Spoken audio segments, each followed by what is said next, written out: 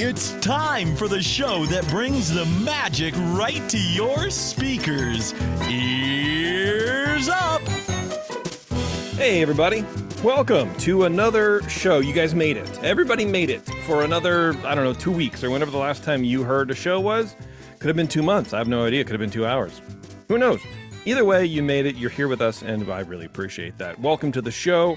Today is a good one, of course, because not only is Taren here in the studio with us, which is great, as always, but she's going to talk.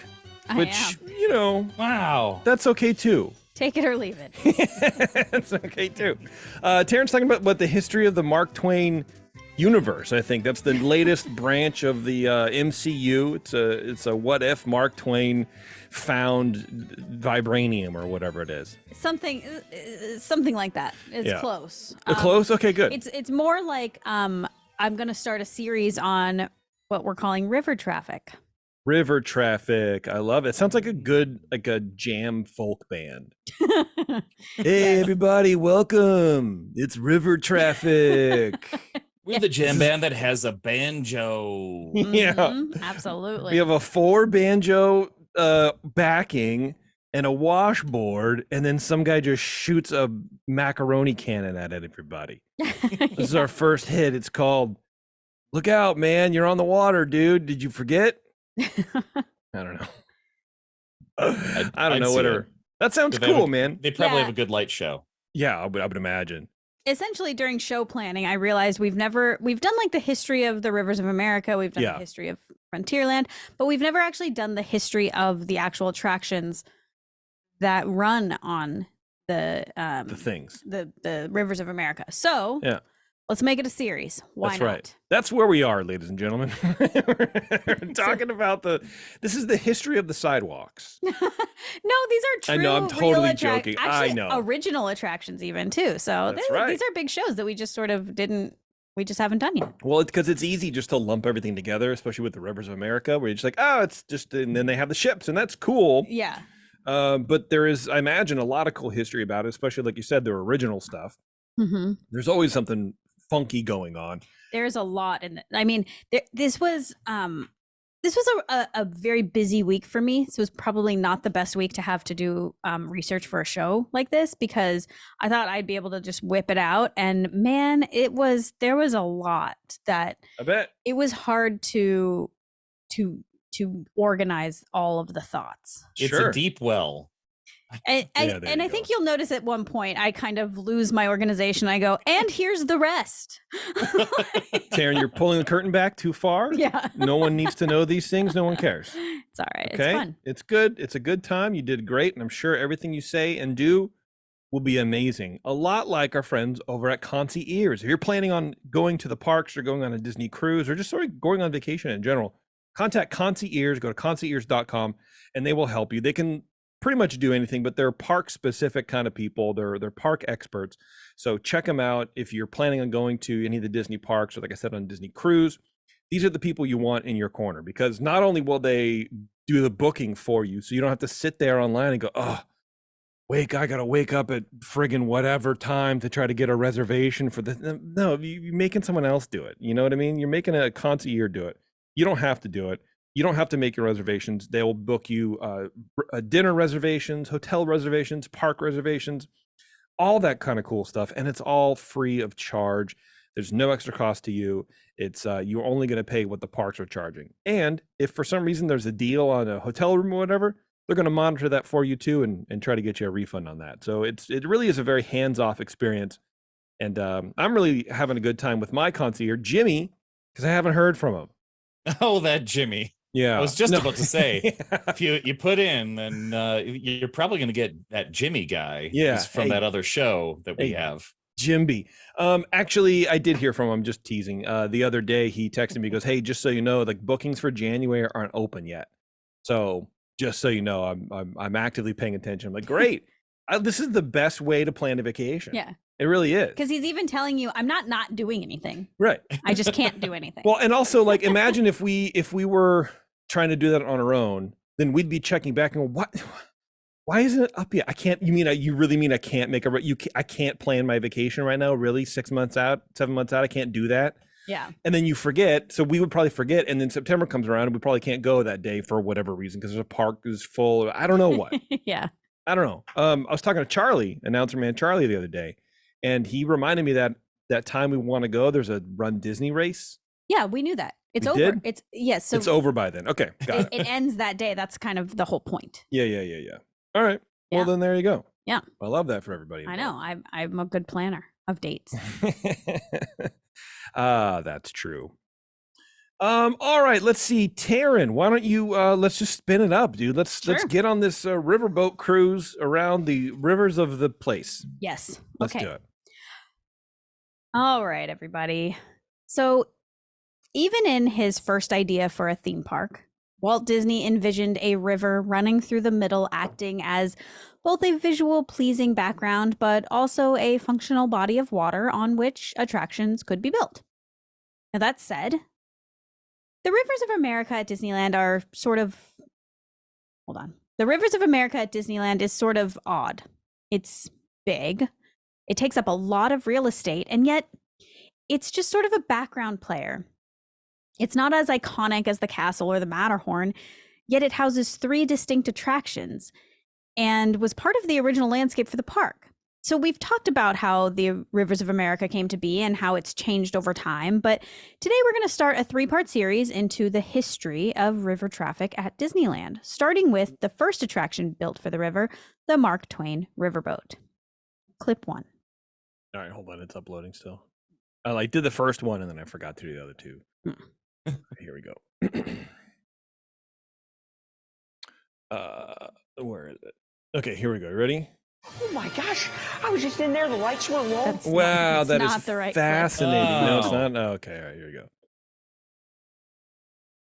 Secure all cargo. All passengers aboard. Bowman, cast off bow line. Engine room, ahead 1/4. Engine room, ahead 3/4. Leadsman, sound off. By the mark. Mark 1. Mark Twain. So, how did the Mark Twain come to be? Well, to start, Walt grew up on a farm a little over an hour from the Mississippi River. And from a young age, he had a fascination with watercraft, in part due to his admiration of author Samuel Clemens, aka Mark Twain. In 1931, Walt and his wife Lillian wanted to cruise down the Mississippi River on a paddleboat during a vacation tour of the United States. And at this point, Walt was somewhat flush with cash due to Mickey Mouse cartoons. However, America wasn't. And due to the impending Great Depression, pleasure cruises down the river weren't really an option. In 1940, Walt visited the Henry Ford Greenfield Village, an outdoor historical museum, where he saw a model 2-level miniature riverboat set in a lagoon. And the image of the model stuck with him, and when he began to think about his theme park, the idea of having a paddle boat was on the plans from the onset. I love that Walt was so out of touch with the common man, where he's like, "Oh, I'm just trying to, I'm just trying to float down a river, guys. No one else can afford to. Sorry, I'm just trying to live my life." Yeah. Let's Well, go he to the didn't get Henry to. Ford Museum. Everybody loves that one. I've been to that presidential museum. It's You have. Yeah, they've got a chunk of the Berlin Wall. They did not at the time Of course when not. Walt was there. No. Yes, I imagine not. When Walt began planning his theme park in Burbank, he had wanted a boat feature. But it wasn't until 1953, when his plans for the theme park got bigger and moved to Anaheim, that his true vision began to take form. He originally took inspiration for this boat feature from MGM's Cotton Blossom, which was a movie set built for the 1951 remake of Showboat. The Cotton Blossom Sure. was built on a barge, Jeremy's favorite word. Yes. The Cotton Blossom was built on a barge on MGM Backlot number 3, which provided Walt and Imagineers a concept to build off of when designing a boat for Disneyland. But Walt wasn't going to settle for a set. He wanted an authentic, historically accurate, working steamboat. Nope. Of course he did. Of course he did. Right. Because No barges. No. Walt's enthusiasm for steam technology and its historical significance extended far beyond his love of trains. And he decided to make the first authentic steam-powered paddle wheel riverboat to be built in over 50 years. So you're saying his love for steam itself Yes. was so great. Yes. Walt loves steam. Yeah, he would actually have steam baths. Yeah. And when you put a kettle on, he would hold his hand over the steam spout and really just sort of like, you make Walt sound very boring. But the man likes steam. He likes trains. He likes boats. No, I mean, even more than drinking. What did you say? Like he likes steam technology even more than trains. Yeah. And we all know how much you like trains. His enthusiasm for steam technology. Enthusiasm. Man, I'm so enthusiastic, Lillian. Why? Did you see some steam? I sure did. All right. Let's use this technology Yep. for the greater good in my park. Got to use that steam technology. It makes water hot. I don't know how it does it. Unlike a movie set, however, this boat would need to be able to handle thousands of passengers per day and several trips around a river. The general manager of Disneyland, C.V. Wood, introduced Walt to Admiral Joseph Fowler, a retired U.S. Navy admiral who they hired to ensure that this boat, as well as all the other water vessels at Disneyland, would be safe for all passengers.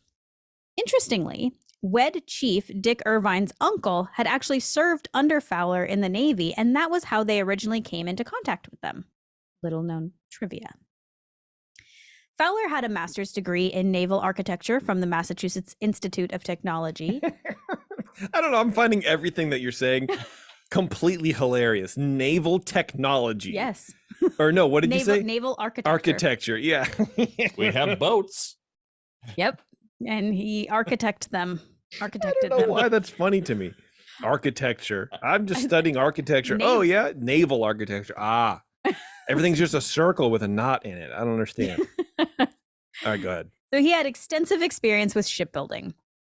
He agreed to help with the construction and to make sure that the vessel was up to proper standards. And they called on Roger Broggie, Dick Bagley, and Ronald Peterson to help design the boat. So these were all WED Imagineers. WED, before Imagineers existed. Yeah. What is so funny? Dick Bagley. I don't, Yes, Dick Bagley. I can't. I'm 14 years old. I You apologize. Yeah. The design of the 5/8 scale sternwheeler. Let me say that again. The design of the 5/8 scale sternwheeler, which is a steam-powered boat propelled by a paddle wheel positioned at the stern, was it? This whole thing is Fox on Socks for you. This was so, imagine, How about a paddle steam whittle and a piddle paddle battle? It really is. And this is written by me. Yeah. Like that's how hard this was to write. I bet. It was I had to learn a whole new language to even just write it. Yeah. So anyway, this sternwheeler. Everybody understand what that is? It's a steam-powered boat with a paddle on the back. Yeah, it's a very rough paddler. Very stern. A stern paddler. Austere, yes, yeah. very angry. This was a combination of Roger, Dick, and Ronald's own ideas, along with elements from historical riverboats like Little Rufus and Natchez, which were known to travel down the Mississippi River. Little Rufus, honestly, sounds like a boat that would travel down the Mississippi. Yeah. And I bet you there's a blues man called Little Rufus out there too. Like, oh, for sure. Yeah, that's cool. I do like that. Now, these well-known boats helped the designers come up with the overall look of the vessel. The design included ornate railings on all 3 levels, 2 decorated crown stacks, and the boat was designed with a slight forced perspective. Now, if you look from the end of the bow or the stern, you'll see that it's slightly slanted inwards on both sides. Now, this is not built perfectly vertically like an authentic sternwheeler of the 1800s. And this is actually one of the only design characteristics that does differentiate Disneyland's boat from the historical ones, aside from the overall size. So it's slightly angled in. Very slightly, yeah. Interesting. I wonder if that matters. I don't know. Has to, I guess. Yeah. Do people does a tall man standing on top throw the whole thing off? I don't think that's not a full steamer. Possibly because the Texas deck, which is the top deck, Mm. is slightly smaller than the main deck. And these subtleties Irony. of the design help the Mark Twain appear graceful and stately while cruising around the river. That's, So yes, if there is a very tall man standing at the top, it probably does look a little funny. yeah, when we were up there, it probably looked hilarious. Yeah. I find that really fascinating because those are those details that you wouldn't think about. Like if you're just making a model of something, especially a 3D thing, like you can do that down Main Street. You know what I mean? Because it's easy to do. There's literal just lines and you can It's control buildings, people's you're not views. really paying that close attention. Right. Yeah. But a 3D vehicle that people can see 360 degrees around at any given time, I wouldn't think of that. I wouldn't go like, oh, we should really just sort of like, how do we reshape this so it fits better? I would be like, well, just build, like, here's the model, scale it up. I don't know. What do you want from me? Well, and It's weird. But then when you're thinking about how they're building this, it sort of does make sense because this is a very small river, considering Yeah. the type of vessels that are floating around on it. And Yeah. so you do need it to almost look a little smaller, but still like match the river. You know what I mean? Yeah, right. It needs to have some weight, some mass to it for sure. Yeah. But you can't actually have that mass. Right. So but that, it's wild. yeah, no, it's cool. Yeah. It's really neat. I would never have thought about that. ever. Yeah. And I never noticed that. But if you look at pictures of true authentic stern wheelers, they are vertical. You don't look over and see down below. You look over and you see ocean or whatever. Yeah, the sides or are straight the up river. and down, right? Yeah. Yeah, and so but when you're on the Mark Twain, you look down and you see below, but just a little. So it's interesting. All right.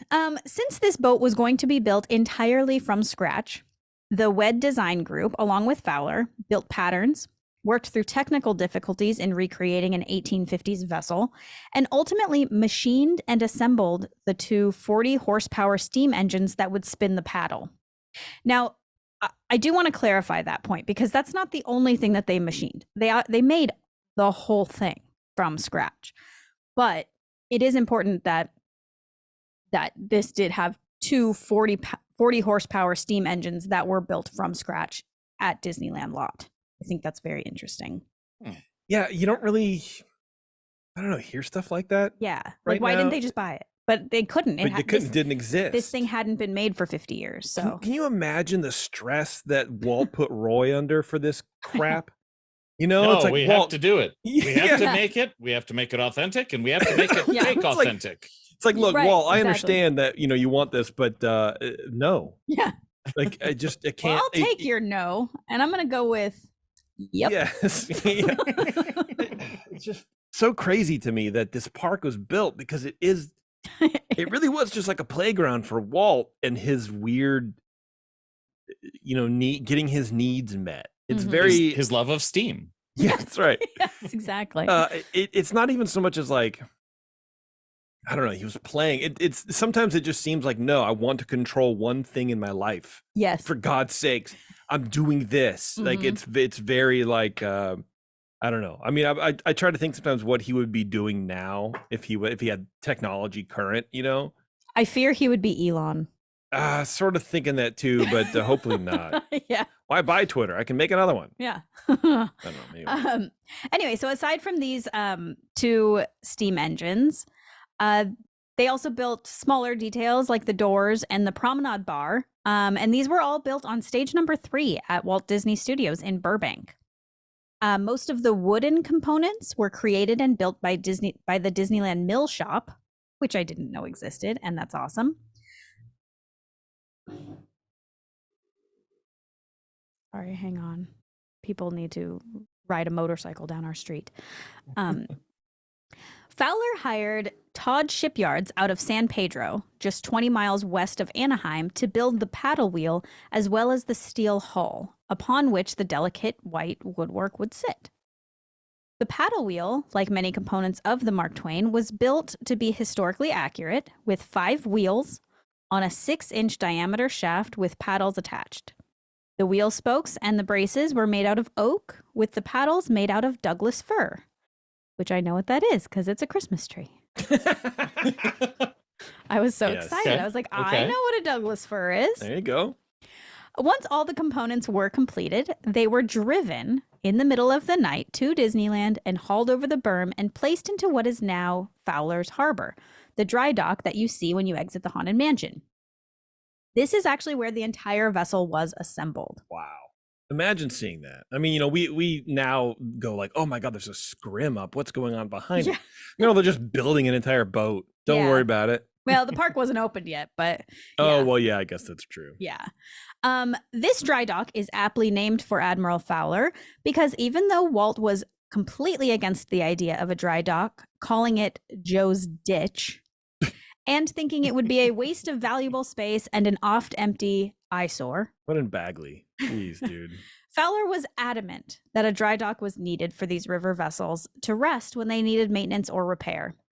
Thankfully, Walt acquiesced, giving them ample space to not only assemble the riverboat, but also probably saved them a lot of money over the years, not having to crane a boat out of the park for repairs. Like, what was the other option, Walt? This the thing I think about Walt is he didn't think about that stuff. He just was thinking show. Yeah. Constantly, what does this look like? How does this resonate with the guests? Mm-hmm. And engineering issues aside, with maybe like the Matterhorn or whatever, right, where it's like, oh, we can sort of overcome those.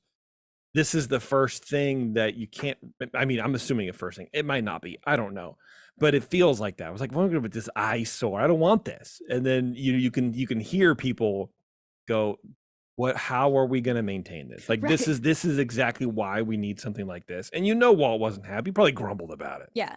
Well, and even now, like, I only remember discovering that the Fowler's Harbor like maybe 3, 4, 5 years ago and going like, what is this? Like, this is such a weird empty spot, but it makes sense. You have 2 giant boats on this river. Yeah. Sometimes they need help. Most of the time, actually, it sounds like. They need to go somewhere. Yeah. But you're saying that you walked up and you said, what is this? And Walt's ghost appeared behind you and went, see? Huh? Hey, this one's right. Told ya. Hey, this bird over here. Yeah. Get her back to ink and paint. Stat. What's she doing front facing? Oh, sorry, go ahead. So beyond building the parts and assembling the boat, there were also outfitting considerations, of course. Sure. To remain historically accurate, the team did an extensive search for gimbal lights, which, by the way, is just a fancy term for like inset lighting, smoke bells, and running lights of the period. Every bit of the ship's details are accurate to the mid-1800s, including the interior lights, the gingerbread trim, ornately turned newels and posts, firefighting buckets with rounded bottoms, and even a 38-star American flag. And all of these items were made specially for the Mark Twain. The fully assembled Mark Twain sternwheeler weighed in at 150 tons, 105 feet long, and 28 feet high, and was now ready for the river. The next question, though, was how could they confidently steer this size vessel in such shallow water? How could they ensure that it wouldn't scrape the bottom of the river from time to time? To answer these questions, they consulted with engineer Sam Hamill, who came up with a solution. He designed a pair of devices called caissons to roll along the underwater track that were attached to the boat's hull, which allowed the boat to float up and down and side to side while remaining on course. And this means that the 2,450-foot guide rail directly steers the boat.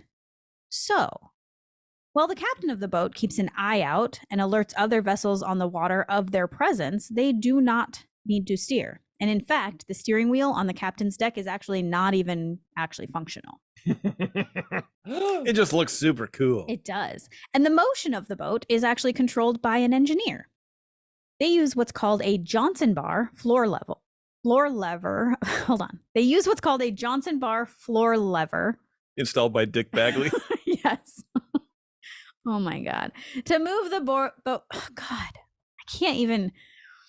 They use what's called a Johnson bar floor lever to move the boat forward and back, and an iron wheel the size of a plate, which acts as the throttle valve to control the speed of the boat.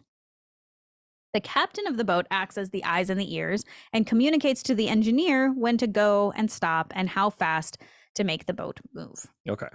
All right. We did it. Is it still steam powered though? It is still steam powered. Okay. Oh, wow. Okay. So while the Mark Twain is historically accurate, it is fitted with a number of automatic devices which control such things as water levels, a fire eye, which fires the broiler when necessary, and a periodic blowdown of the broiler. I knew that was going to get you. A periodic blowdown of the broiler to remove any sediment which may have accumulated. Look, never mind. Never mind. Unlike locomotives, which blow down dramatically, shooting steam sideways a great distance, Yeah.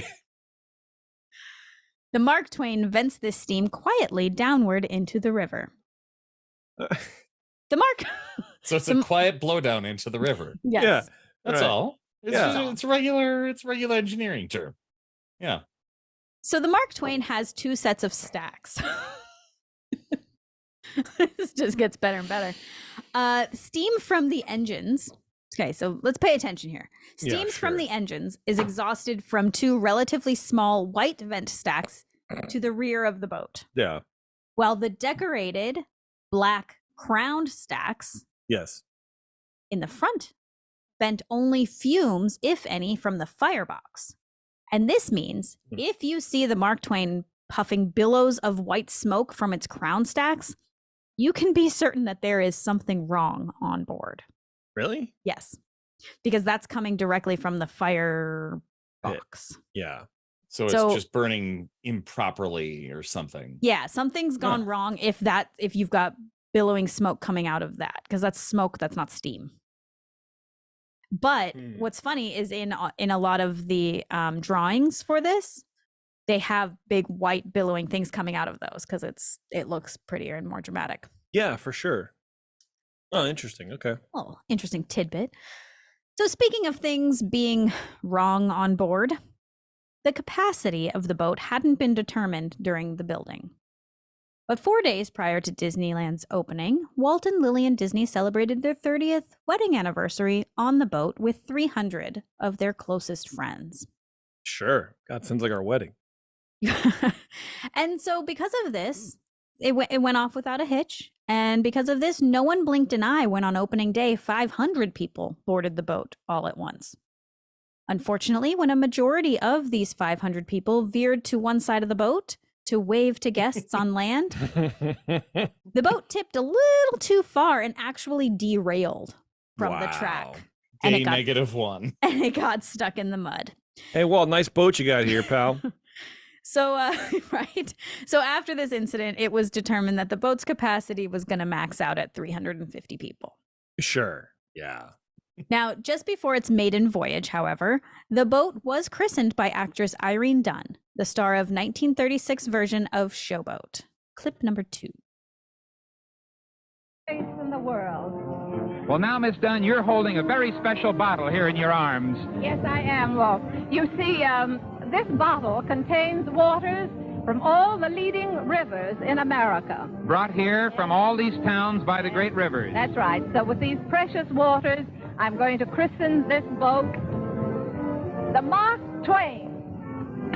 And there the boat is christened, and it starts on its daily trips up and down the rivers of the world. Of America, that is. Thank you, Miss Dunn. It's live TV. What do you And now, want? ladies and gentlemen, I've got other places to go. All right, And that's- the Commodore, I know. Admiral Joe Fowler, up there in the wheelhouse, looks like they're I know what's going on. I got you. I like how that man just mansplained, just sort of explained what she already said, but in a worse and more confusing way. Well, Where she's a like, female. she's like, She doesn't this know is. I mean, well, that's a good point. I didn't think about it that way. Where she was like, this contains all the waters of the leading rivers of America, and he's like, all of the small towns brought the water. What are you saying? Yeah, he did. You say it literally worse. like she said it perfectly, and he made some mashed potato. I don't know what the hell he made. It's like, yep, that's okay. I'm gonna hit this button. That pop was like a bottle that you heard. Yeah. She was smashing it against the whatever. This is weird. Man. Yeah. How much It's of weird. that glass, how long did that glass stay in the river? It's probably still there. Probably still there. So the Mark Twain attraction cost about $150,000 when it was built, which doesn't sound like a lot, but that's No. equivalent to about $1 million today.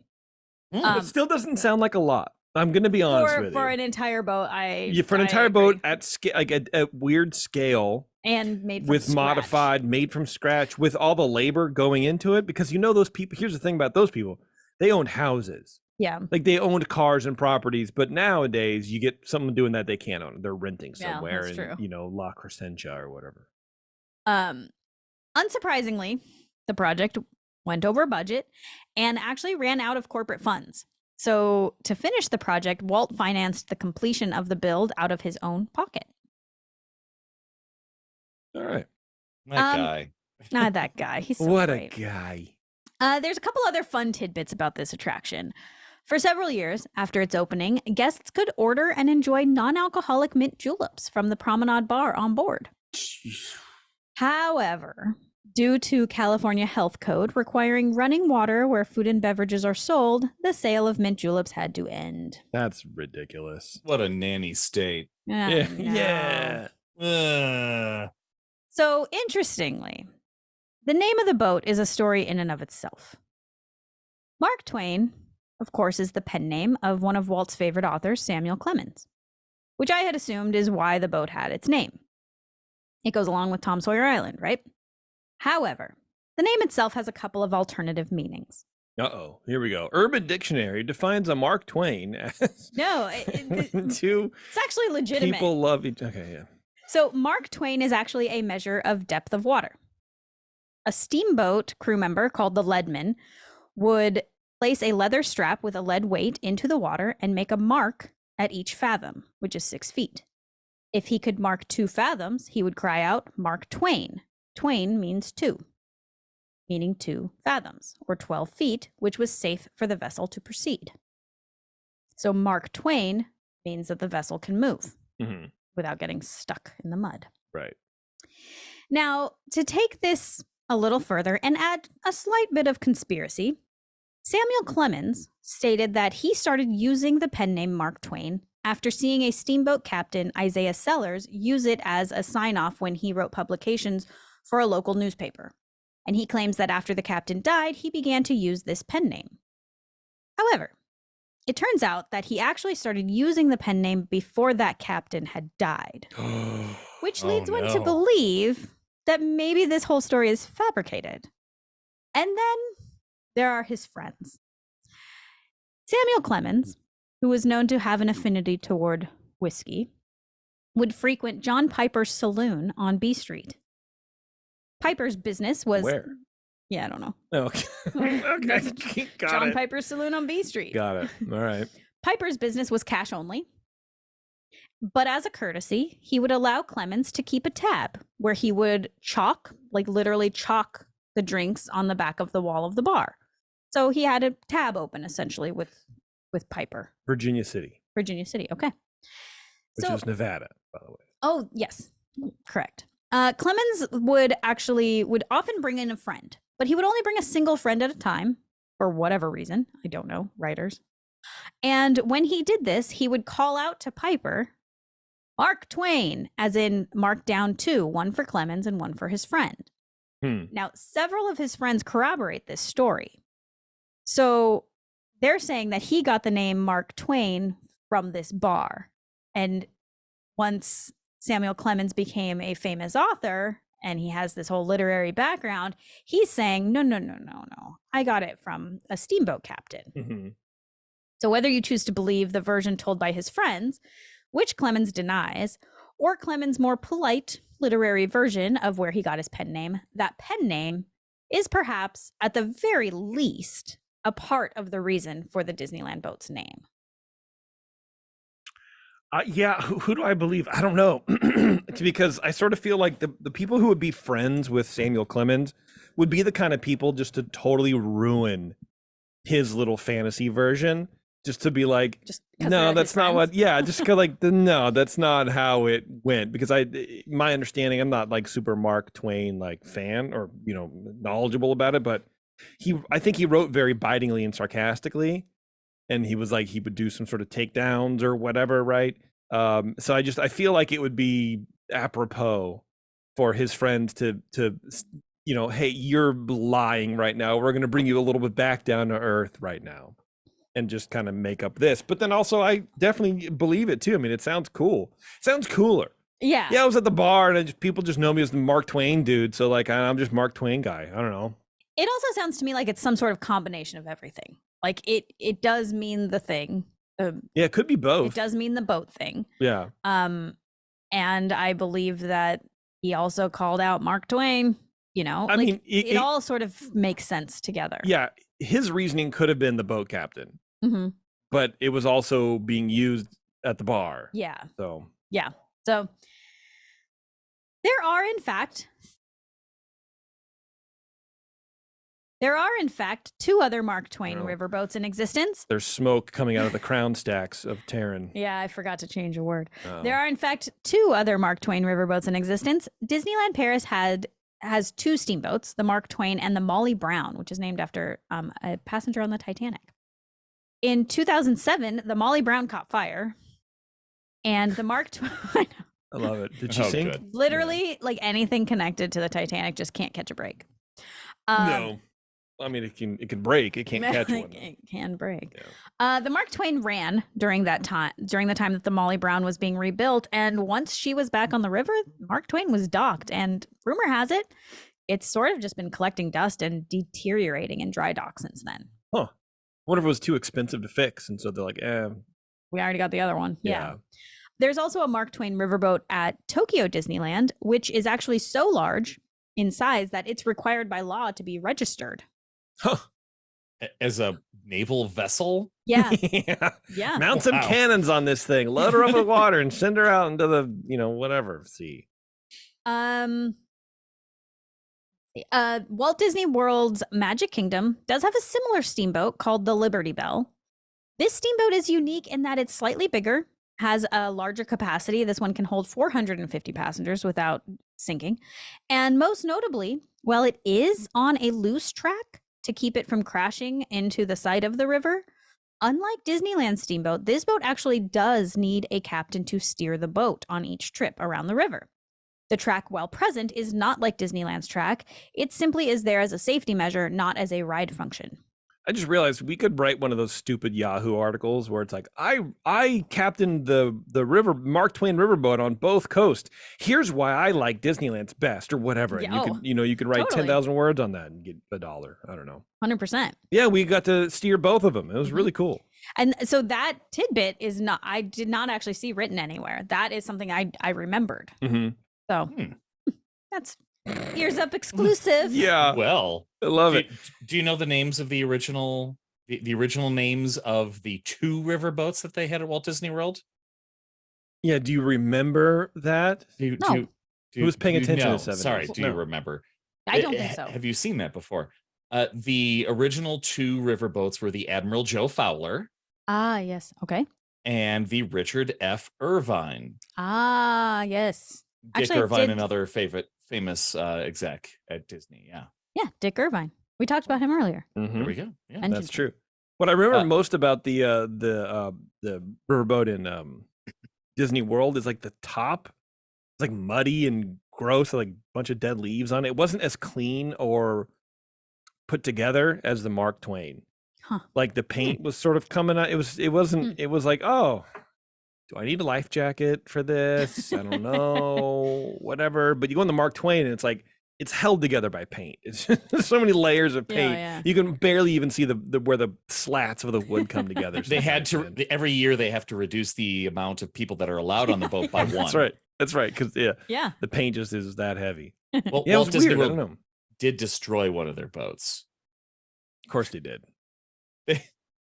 In 1980, the Admiral Joe Fowler was accidentally dropped when being put by a crane into dry dock. Jeez. So Walt's idea of we don't need a dry dock in the main river. That's what happened. They dropped the boat and it broke. Someone wake Jeez. Walt up and tell him he was wrong. Yeah. Or maybe right. I mean, it still broke even with the dry dock. I don't know. Anyway, Mark Twain at Disneyland underwent a major refurbishment during the spring of 1995, during which all the decks and the broiler were replaced. September 24th, 1995 saw the first and only Disney Fantasyland wedding to this day to be held on an attraction.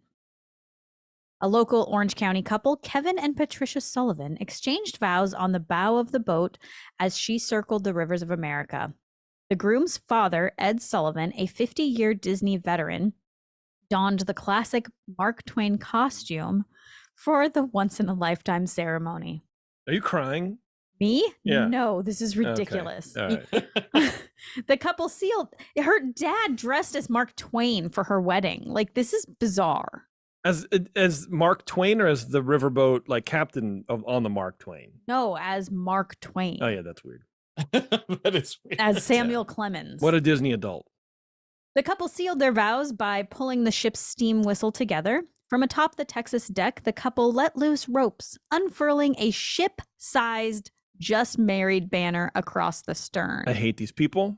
I dislike them very much. Well, it only happened once and it'll never happen again. I wonder why. Because he was a 50-year Disney veteran. No, I mean, like, I wonder why it'll never happen again. Oh. Because it's weird. Yeah, it's weird. Yeah. It's too much. But anyway. When the Rivers of America was drained in 2002, the boat was noted to have considerable hull damage. It underwent a refurbishment in 2004 to repair the hull, which included replacing the keel. For the park's 50th anniversary celebration in 2005, a new, more colorful paint job was applied to the now more durable riverboat. And on January 11th, 2016, the Mark Twain Riverboat, along with other attractions and shows along the Rivers of America, would close temporarily for the construction of Star Wars-themed land, of course. These attractions reopened on July 29th, 2017. So, next time you're at Disneyland, do yourself a favor. Take the 12 to 14-minute journey across the Rivers of America. Take in the scenery and enjoy the sternwheeler that Walt himself was so proud of that he not only paid for it himself, but he chose to enjoy his 30th wedding anniversary on board. The Mark Twain is truly one of Walt's attractions. Clip number 3. Any parting words, Mr. Twain? And I'd like to leave the folks with just one thought for the day. Always do right. This will gratify some people and astonish the rest.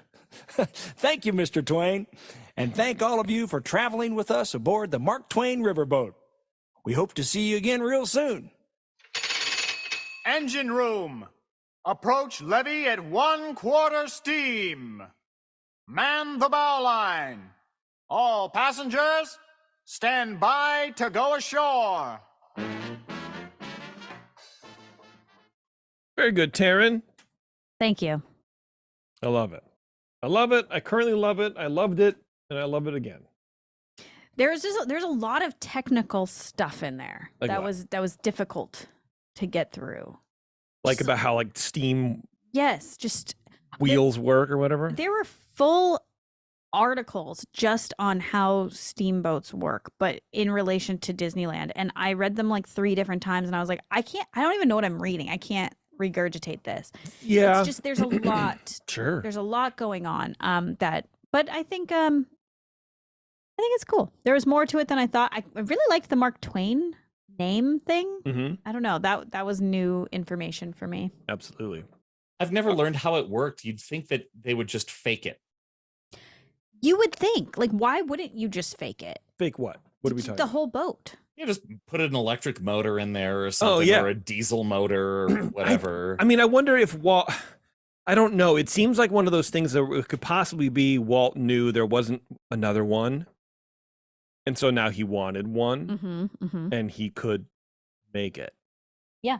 You know, like, because you're building attractions, you're building destinations, things for people to do. So if he could say in his marketing, this is the only one, I think that's, I think that shows a lot, especially in the 50s, about like, yeah, I don't know, just a cool thing to do. And it probably was like the only one west of the Mississippi. Sure.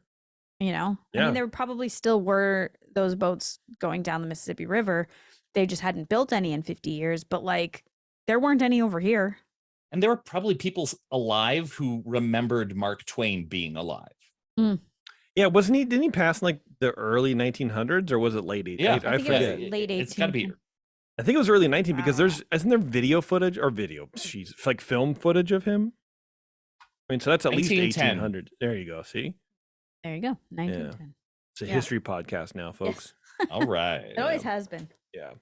All right, we're gonna take a quick break. We're gonna come back and we're gonna do some news. There's actually a fair amount to talk about. So hang on, everyone's ears up. We'll be right back.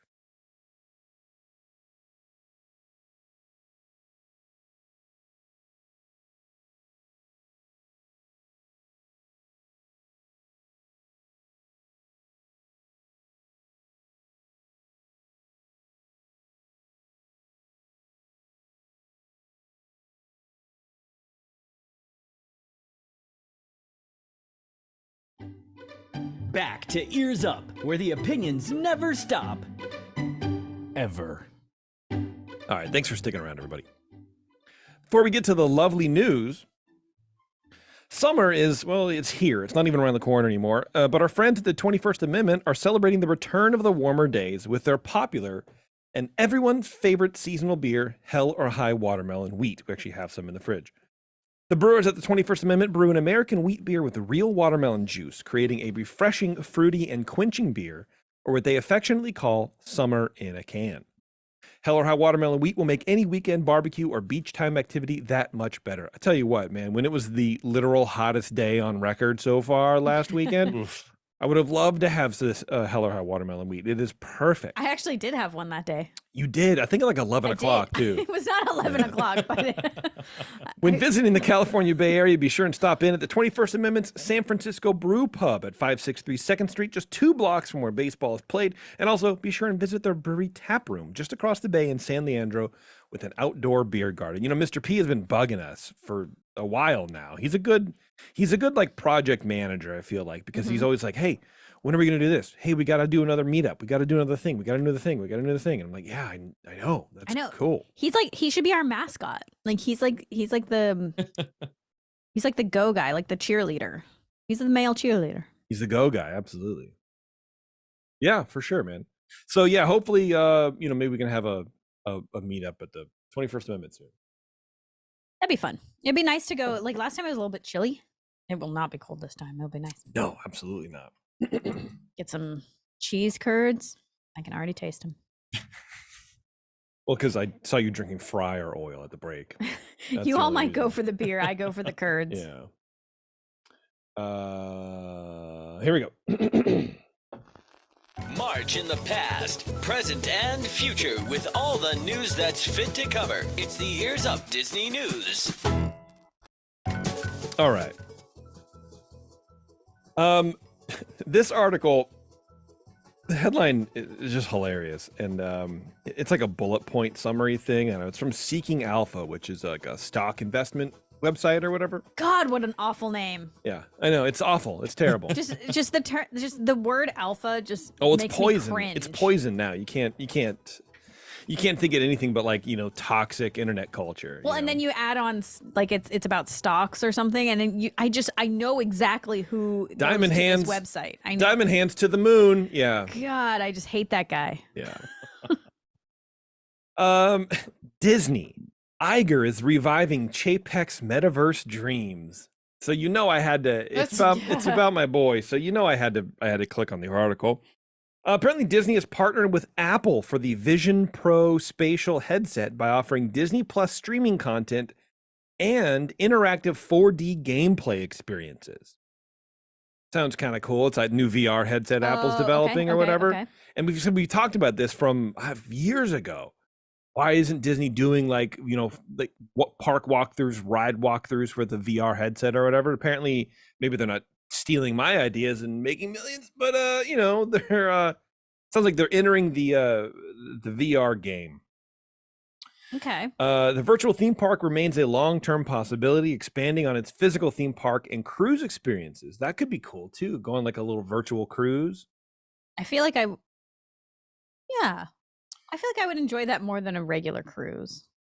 Cruises are cool. You got to get in the right vibe. It's very weird. I've only done that one, and there were some parts that sucked, but but we were all like on a beer specific cruise, and so I feel like it wasn't sold out, so there's a little more room or whatever. I feel like a Disney cruise would kind of be annoying, honestly, but that's me. I don't know. And again, this is stock, so this is the next bullet point. As a result of the diversified strategies, DIS may be a long-term winner at these depressed levels with excellent upside potential to our price target of $128.87. Because right now Disney stock is $88. Oh yeah. Which I will will 200. I will always laugh at. I will forever laugh at that because people were citing stock price tanking as a reason to get rid of Chapek. And now it's even lower than when Iger took over. Anyway, we previously covered Walt Disney in May 2023. Anyway, whatever. Oh yeah, for the past few years, we've heard about the rumored launch of Apple's AR/VR headset. However, we did not expect Bob Chapek's next generation storytelling, quote unquote, through the metaverse to be directly linked to Apple until after the launch.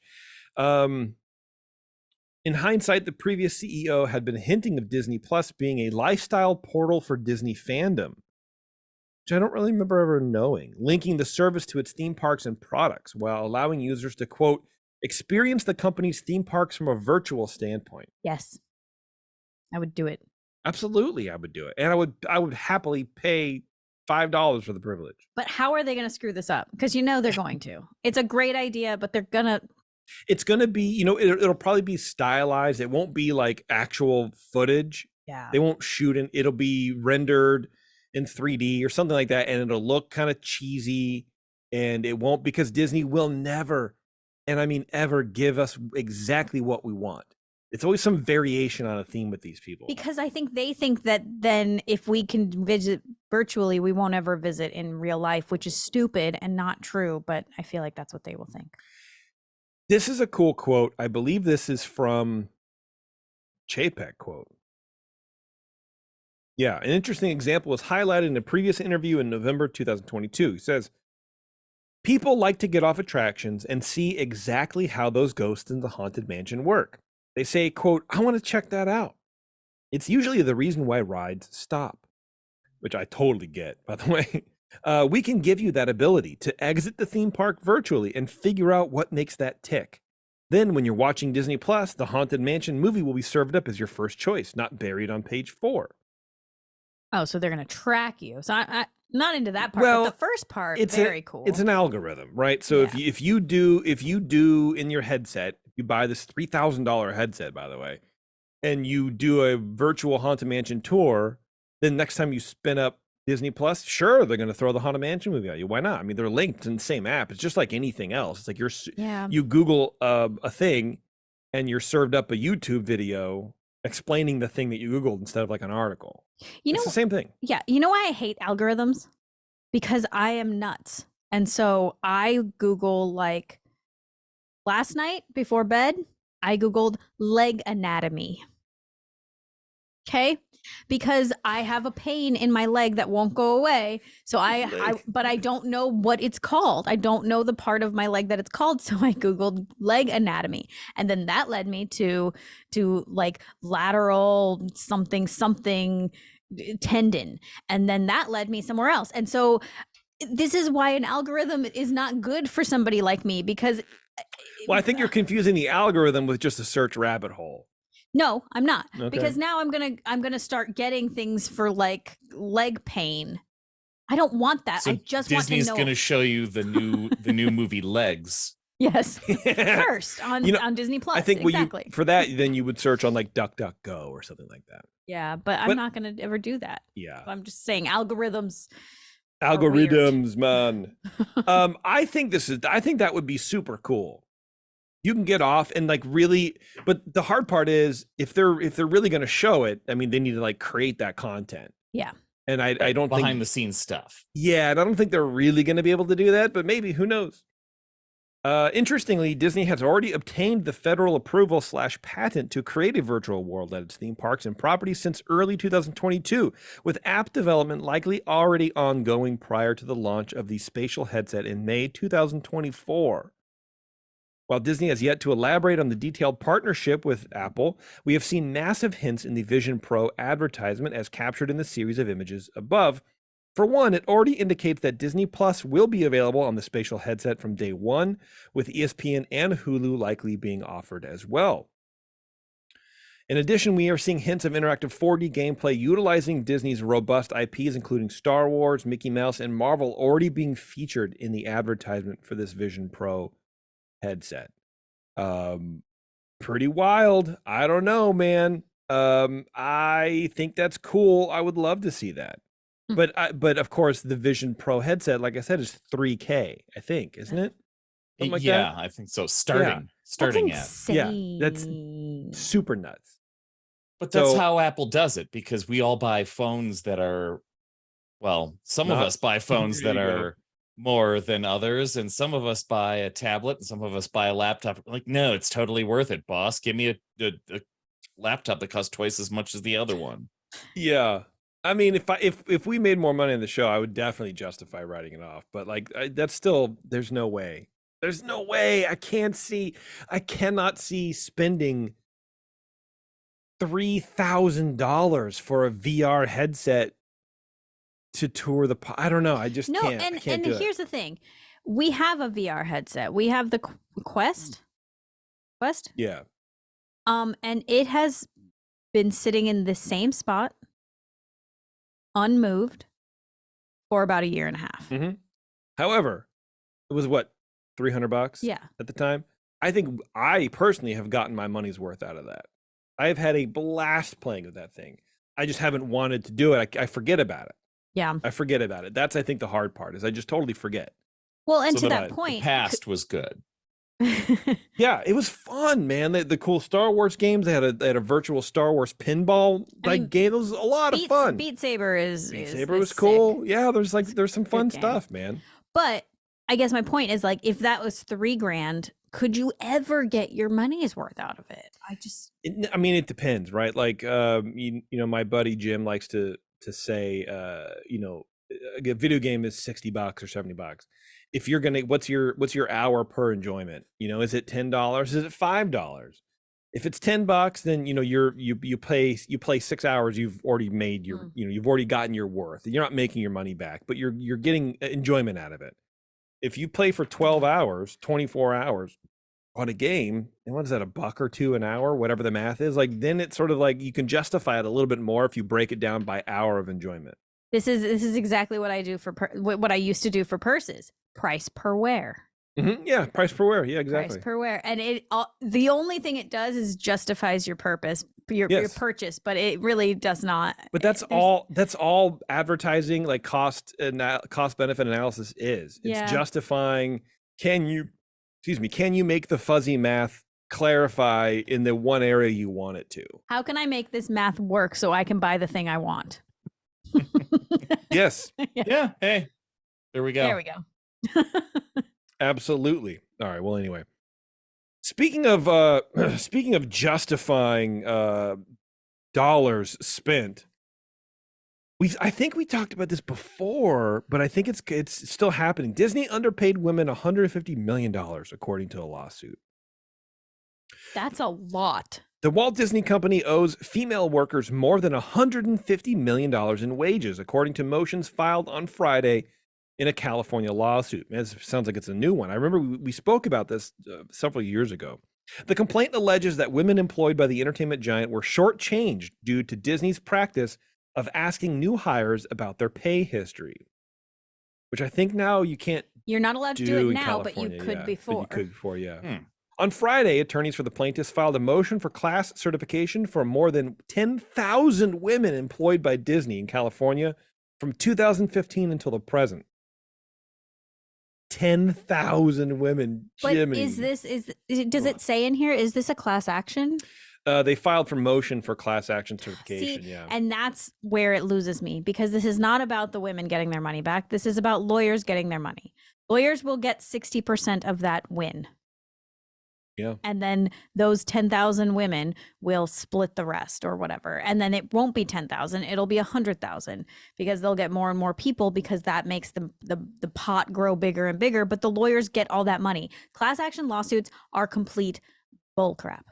Yeah, that's why I never join them. Like I get emails all the time with like this company or that company. Join the class action law. It's like it's not worth my time to cash a $5 check. Right. It's just not in 2 years. Meanwhile, yeah, that the lawyers that do these, they are cashing massive checks. Yeah. The lawsuit excludes employees who are vice presidents or above, and those working at Disney-owned Hulu, ESPN, Pixar, 21st Century Fox, FX, National Geographic, BAMTech, and ILM. Well, I guess because they weren't owned at Yeah, they were acquisition. Deadline has posted a copy of the entire. David Newmark, an economist and gender pay gap expert at the University of California, Irvine, conducted a statistical analysis of pay at Disney for the plaintiffs. When Newmark compared the salaries of men and women in similar jobs, controlling for non-discriminatory factors like previous experience that might impact pay, he found that Disney paid women 2% less than men. That's it? Just 2%? Hardly worth noticing. Wow. It does add up. And also there shouldn't be any less.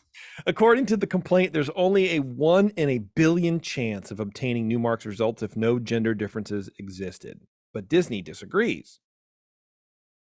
Anyway, their lawyer says the plaintiff's assertion about an alleged pay gap between women and men are simply false, which we will demonstrate through litigation. Yeah, discovery was going to be kind of fun for this. That'd be fun. Mm-hmm. Particularly striking in Newmark's analysis is his finding of a significant narrowing of Disney's gender pay gap after 2017. Between 15 and 17, Newmark claims women's starting pay was 4.36% less than men's. After October 17, the gender gap in starting pay dropped to 1.3. And that was according to a Disney policy change. Through October 17, Disney's compensation policies permitted a new hire's prior pay to be considered in setting their starting pay at the company. Interesting. So you asking about a pay at previous jobs is problematic because women have historically been paid less than men.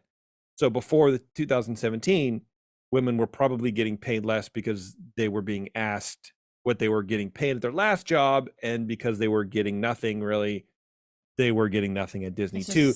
But now that you can't change that, or now you can't ask that, suddenly there's a 3% increase in how much women are getting paid because, whoa, maybe it is really about the skills that they have rather than what they pay, which is, we take gender out of it. That shouldn't even be the case.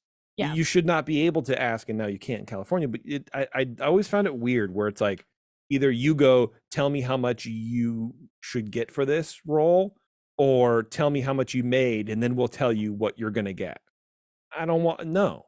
Well, what's the role pay? Yeah. Then that should be a defined thing. And then am I hired or am I not? It doesn't matter what I got paid before. I remember going to a recruiter in 2011 and to help me find a job, and she asked me, which was fine, you know, she's a recruiter, she asked me how much I made, and she goes, "Oh, we're not going to be able to get you much more than that." She was like, your skills are incredible, but you don't make enough to be able to make much more than that. We can't really ask for much more than that. And I was like, she basically told me, like, you're screwed because your boss didn't pay you enough to start. But now this wouldn't be an issue because that's off the table. But at that time, it was a really big issue, and it was really like, it takes money to make money. Yeah, it made me really upset. It should. That's not cool. That's not okay. I mean, gender aside, if you start your work career working for a jerk who isn't going to pay you, but it's like a good job and you can use it, right? Yeah. That goes on your permanent record, like they used to say. Yeah. So I gained the skills from that job, but I did not get much more from it. She's going to jail. It's okay. Yeah, save the story for the secret show. Okay. I would love to talk about the recruiter, which is no. yeah. Taren actually Taren's very vicious. So if you don't give her exactly what she wants, she can manipulate the system, and now the recruiter is finally going to jail for I don't know what. No, I will save that story for the secret show though. I'm so excited. Disney announces schedule, panels, and dates for 2023 Destination D23 event at Walt Disney World, which is interesting because they just cleared out like 50 people at D23. Disney has announced the dates and schedule for what it terms the biggest Disney fan event of the year, which is Destination D23, which will take place. They say that every year for every single D23. Well, that's what it is. Yeah. Will take place from Friday, September 8th through Sunday, September 10th at Disney's Contemporary Resort in Orlando, which seems like, shouldn't you have announced this like 6 months ago? That's awful close. Yeah. That was just, this story is from today. Very fun. The event, tied to the company's 100th anniversary this year and presented to members of its D23 fan club, promises a, quote, journey through every era of Disney as we venture back through the last century of storytelling and look forward to a limitless future for the company. Now, I see this is where Disney PR goes wrong. Don't mention the company. Don't say the words "the company." It's not about the company. Right. We look forward to a limitless future for storytelling, for crafting new worlds, for new experiences, or whatever. But don't say "for the company," because that instantly goes, "Oh yeah, that's right. We're just customers to you." Right. Come on, man. It reminds people that we're not part of the family. Right. It's just keep working for us. Yeah, we're paying for the family. Right. Among the promised highlights are presentations from Disney archivists, historians, Imagineers. I haven't gotten my my invite yet. So cast members, animators, and luminaries, including Disney legends Bill Farmer.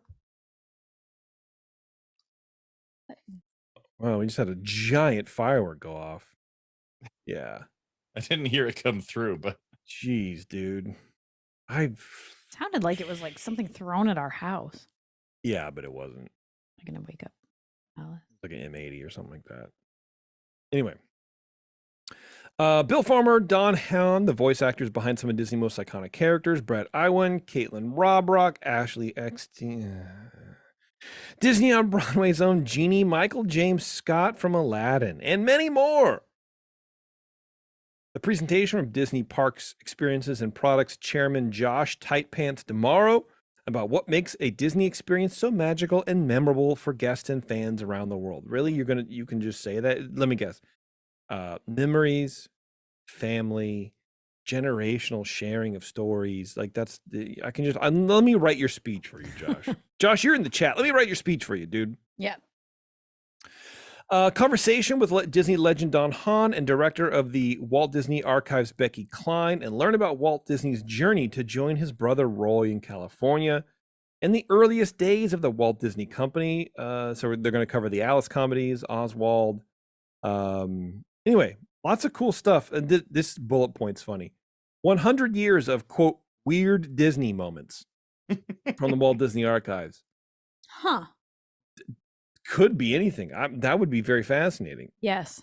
Hopefully they're gonna the Beatles breaking up, or like hopefully they're gonna stream some of this. Speaking of weird Disney moments, if anybody wants, we talk sometimes about Song of the South being racist, things like that.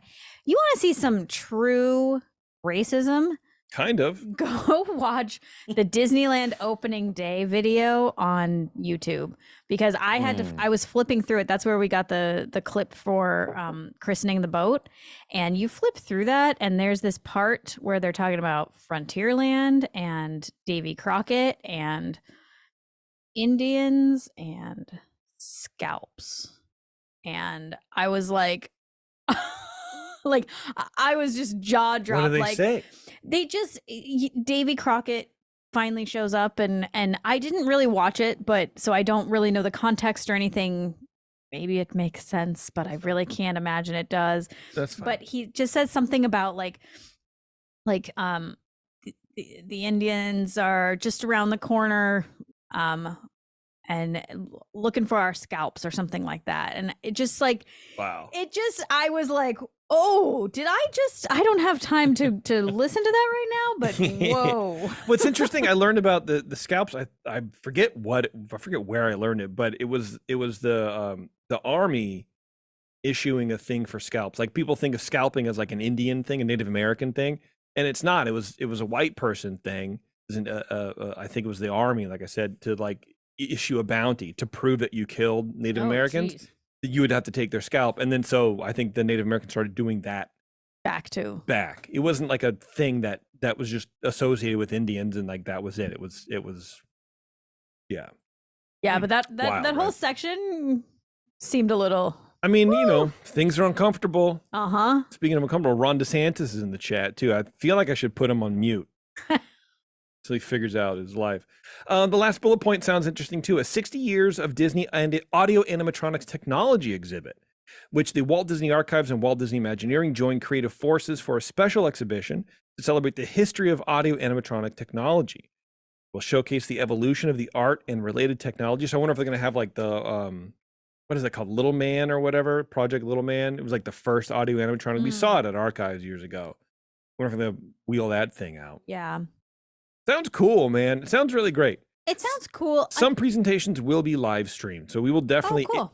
when they are live streamed, we will be sitting here talking about them. We're going to do another live stream like we did last time, and but if Ashley Eccleston is on, we're going to mute her. Not a fan of shirts, huh? She is possibly the most annoying panelist at these things. She's so devoid of any sort of entertainment value at all. Oh my God, you guys, I love this, right? Isn't this so cool? Come on, right? I love it. Actually, the show's been over for 10 hours. You're the last one here. Please, the staff wants to go home. I know, right? She reminds me of those two teenage girls in Bob's Burgers, like Tina's classmates. Yeah. You know? Yeah. Oh my God, look at Tina right now. You know what would be a really cool shirt design? Is have just the skirt's black, but like with some stars on it. Bob Iger finally admits what many fans have been saying for months. Disney's theme park hikes were too aggressive.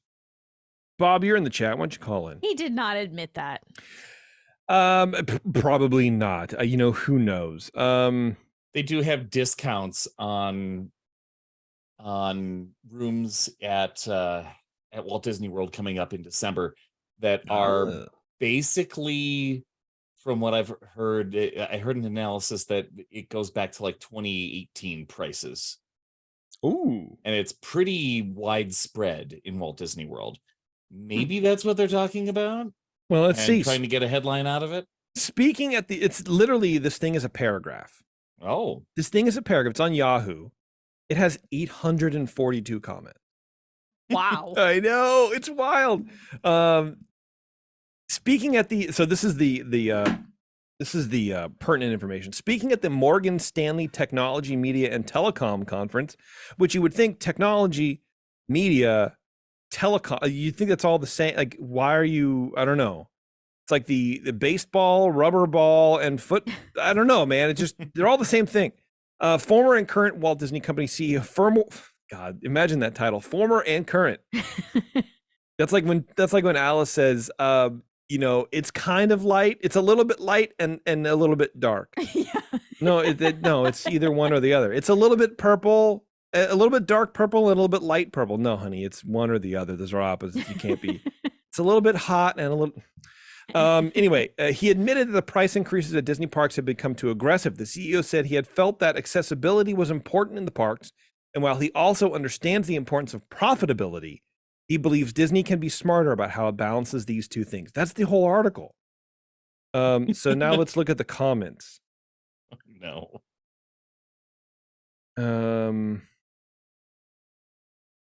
Yeah, I don't know. It's just people literally going, look at the website, shows these prices. And then how can Disney say they're family entertainment when so few people can actually afford to go? Yeah, whatever. It's literally the comments are, I just went to the website and this is how much it is. Cool, dude. Citizen journalism at its finest. Crazy. Eric, why don't you talk about your some cruise going on or something like that? Oh, yes. It's a cruise called Going on Land to another country. I love that. Actually, Yes. I don't really. Yeah. Does your family like Encanto? Yeah? Yes. Anybody? Yeah, Okay, sure. good. You might enjoy taking the entire family to the country of Colombia, not Columbia. That is a college. Oh, got it. It's the one with an O with multiple O's. Adventures by Disney has a new destination in Colombia, and you can go there. It's an 8-day excursion to the country. You start out in the capital of Colombia, Bogota, where you can basically see the city, learn about the city, go to restaurants. You go to a few other locations around the country during the course of this, where you I don't know about that, man. hiking through the mountains where they make Cocaine. coffee. Yeah, sure. Coffee, Jason. Coffee. And then go to some of the cities that have architecture that looks reminiscent of the town of Encanto. It's a new destination, and it really, I guess, when it comes down to it, the thing that I've always heard about Adventures by Disney is you've got these guides there, and even in the past where they've had, I read something years ago in D23 magazine actually about these people that were, I can't remember where it was, but it was this destination where essentially there was civil unrest happening during their trip there, and the basically the Disney guides and Disney figured out ways to get them out and keep the kids entertained while they were confined to a hotel. Like when things go well, they've got people that are bringing you to destinations where you're going to do things that are more than just a package tour. You're not just going to go find the cheese at this one place. They're going to have activities for you that are designed for the family. You've got adult things, kid things. And if something goes wrong, you have trained people with you that can help rearrange the trip and make it worthwhile to you. I mean, they're expensive trips, but how much is the Colombia trip? The Colombia trip starts at $5,000 a person. Woohoo! Kids are 4. Sure. Well, yeah, you get a little discount. Yeah, they don't take the as much discount space on the kids. Yeah. I'm literally on its government website, travel.state.gov. Colombia Travel Advisory, level 3, which is reconsider. No. Yeah. Reconsider travel due to crime and terrorism. Exercise increased caution due to civil unrest and kidnapping. Some areas have increased risk. Read the entire travel advisory. Do not travel to Aracao, Cauca, excluding Popayan, and Norte de Sander, departments due to crime and terrorism. The Colombia-Venezuela border region due to crime, kidnapping, and risk of detention when crossing into Venezuela from Colombia, which is fine. The country summary. This is how the United States government summarizes the state of Colombia, right? Or the country. Violent crime such as homicide, assault, and armed robbery is widespread. Organized criminal activities such as extortion, robbery, and kidnapping are common in some areas. Wow. Oh, God. If you decide to travel to Colombia, avoid protest areas and crowds. That's just good advice in general. Monitor local media for breaking events and adjust your plans based on new information. Keep a low profile. Be aware of your surroundings. Yeah, I don't know, basically. Well, it's a good thing that with Adventures by Disney, you're touring with a small, intimate group. Yeah, yes. From Blackwater escorts, and they will train you how to put on your body plates, your body armor, and basically they're just going to have you watch season 1 of Jack Ryan. And then you'll know what to do when if your convoy is ever attacked. Like, I just would never go. I mean, it's a beautiful country. The people, obviously this is like, we're just sort of, being, trying to be funny, I guess. But also, I wouldn't do that because there is such an unrest in the country. I mean, I'm sure it's safe. I'm sure Disney's looked at it, but like, It's a level 3 travel advisory, dog. Like, I'm not doing that. I would totally do that. You would? Yeah. Have fun. I Just mean, make sure that your will is set up. yeah, with Disney involved, I don't know. It just adds that layer of security that you're used to. I mean, when was the last time you saw a mosquito in Walt Disney World? Yeah, but I don't know. Mosquito can't kidnap me. You know what I mean? I suppose there's a slight difference between a mosquito and a Colombian and a terrorist kidnapper organization. I don't know. in I'm the a little, capital city. I'm a little more scared to go to Florida than I am to Colombia. For different reasons. The mosquitoes I Just can deal saying. with. Yeah. I have certain friends who say that they don't want to travel there anymore. I wonder why that is. To Florida, that is, not Colombia. That's weird. Yeah. Well, you have both. Well, that's exciting, Eric. That's cool. I'm glad. I'm sure it's gonna be fine. I'm sure everything's fine. I'm sure it's fine. I mean, people say the same thing about San Francisco. Like, I never want to go there because of the crime. I'm one of those people, so I can say that about Colombia. There you too, go. I guess. Yeah. Yeah. I'm from Chicago. I mean, Oh yeah, you know all about it. we've had some crime lately. Yeah, we know And two I things: live in the mountains now. hot dogs and crime. Right.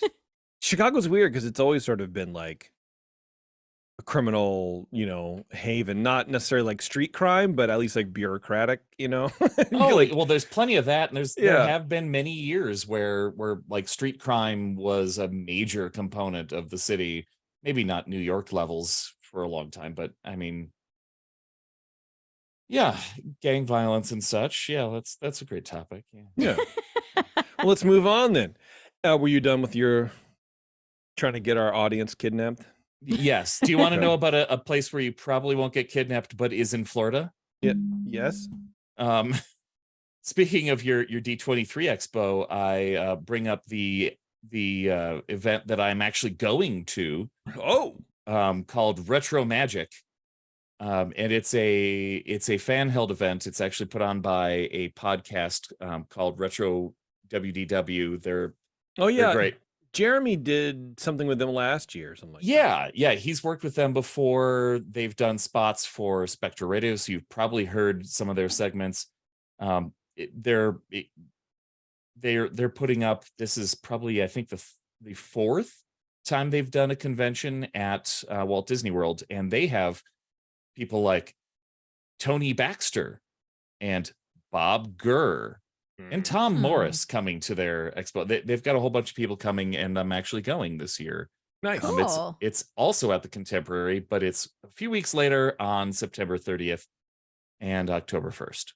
Sounds cool. Well, you be sure nice. to Great. give us a rundown. It sounds like a show. Sounds like Eric's Ooh. show, 1st Oh, October. yeah. All right. 8 Disney classics, Eric, are coming back to movie theaters.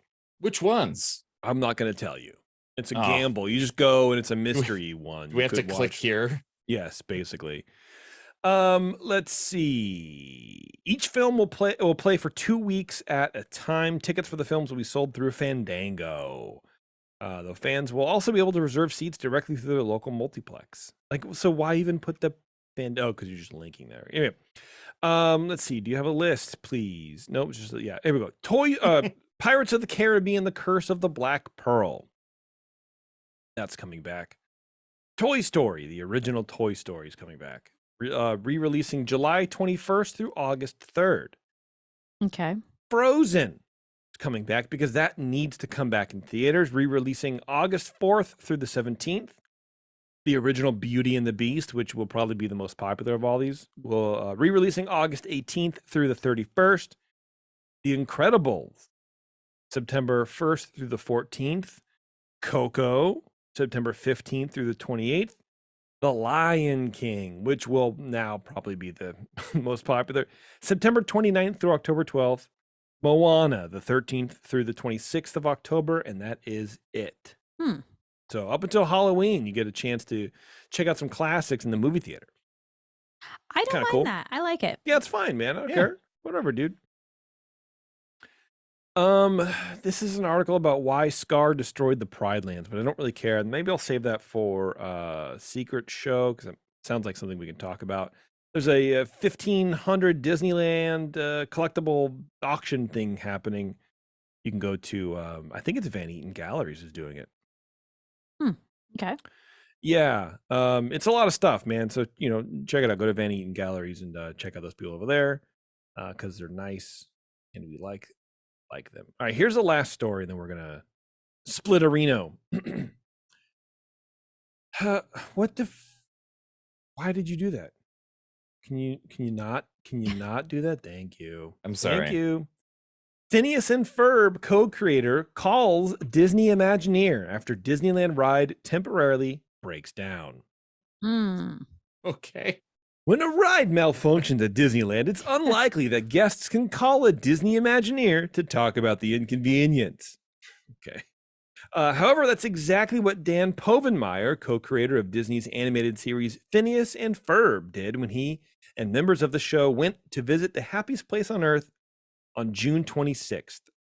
While on the popular Rise of the Resistance attraction in Star Wars Galaxy's Edge, Povenmire documented the moment when the ride temporarily broke down and shared it on TikTok. Instead of waiting on Disneyland cast members to solve the problem, as most guests would, Povenmire decided to call in the big guns. He made a FaceTime call to Scott Trowbridge, senior creative executive at Walt Disney Imagineering. Dang. In the video, Povenmire stated that Trowbridge oversees, quote, all the Star Wars stuff at Disneyland, and shared snippets of their conversation when he jokingly complained about the ride being temporarily unavailable. The two have known each other since college. Unfortunately, Trowbridge wasn't much help, and he deferred Povenmire's complaint to a toy version of R2-D2. The video, which has been up for less than a week, has already been seen by almost 1 million people. In the video, Povenmire said they were stuck on the ride for 45 minutes, but clarified in the comments section that cast members fixed the problem in about 15 minutes. Okay. Whatever. Yeah, that's all. So he called his friend and made a joke. Made a joke, right? Sometimes great. Sometimes I regret not reading these in advance. And sometimes it's just fun. Yeah, there you go. Yeah, what are you gonna do, man, right? All right, thanks a lot for tuning in, everybody. I really appreciate it. Do us a favor, go to YouTube, go to our YouTube channel and subscribe to YouTube. Watch some of the videos, or maybe don't, but just like them. I don't know, whatever you want to do. But YouTube will help us out too. And of course, if you're not a Patreon supporter, head over to patreon.com/EarzUp right now. Become a Patreon supporter for as little as $5 a month. And that will really help us sort of keep progressing as streamers and, all sorts of fun stuff we do over here. Thank you very much to our Patreon family. We love you very much. Go to etsy.com/shop/EarzUp. I think is what I change it to, and buy some of the coolest Disney shirts around. Trust me, I'm wearing one right now, and I feel wrapped in coolness. I am too. Yeah, Taren is too. Look at that. I am not. No, but you are wearing something tan. This which is goes along gray, with our last the lighting. show. Of course. It's This gray. is gray. Oh, you need to work on your lighting then. Yes, everything I looks do. tan. Everything tan. It's the tan guy. Yeah. All right, everybody. Eric's just out here giving his email password, everybody. Oh no. All right, everyone. Thanks for tuning in. Till next time, we'll see you in the parks.